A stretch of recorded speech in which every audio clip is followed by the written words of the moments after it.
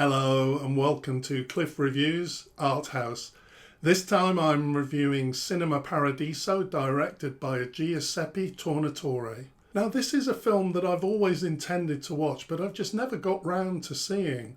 I recently watched Babylon, which is a kind of love letter to cinema, and it made me think that I should watch Cinema Paradiso. I know that this is a much loved film, so I hesitate a bit to be too critical of it. But I really did not enjoy this film. I found it so flawed that even the things that could possibly have worked were not allowed to shine through. I saw the 2-hour version currently streaming on Mubi in the UK. The original was 173 minutes.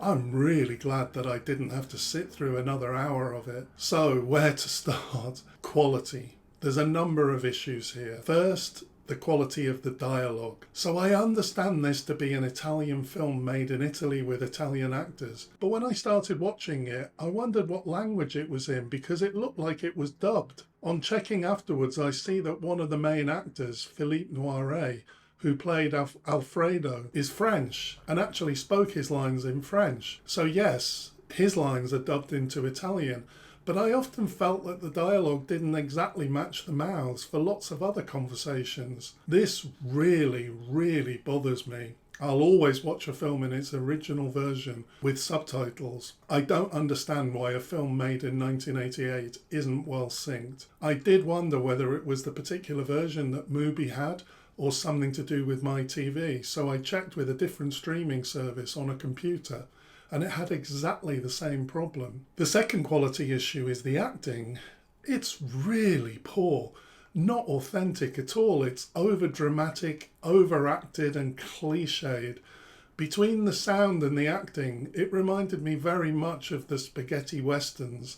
They have actors speaking different languages, they have dubbing syncing issues, and they have poor acting in a very similar way. I hope I'm not being inconsistent, but I love these films. As a specific Western genre, they just really work for me. But they were made 20 years before Cinema Paradiso.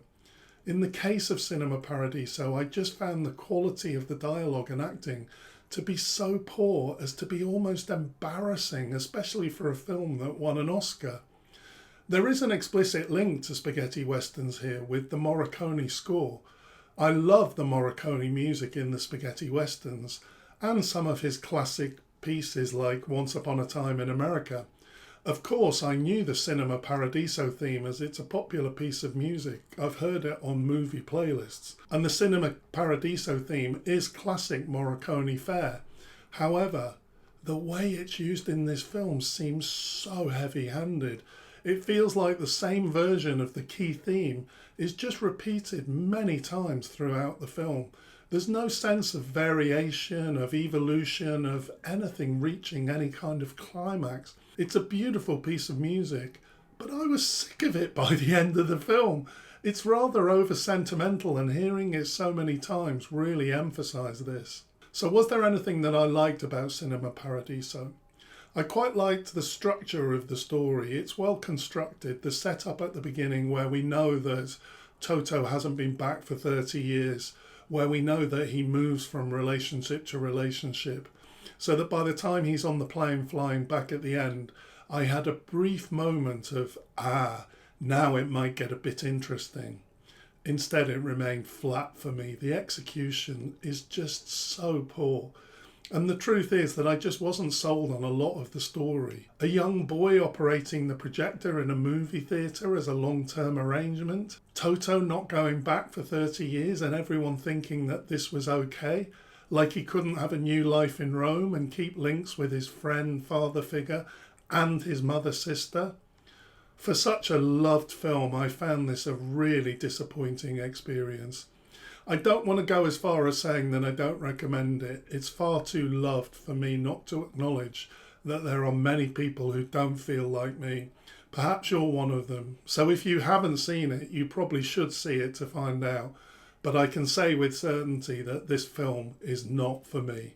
Thanks for watching. See you next time.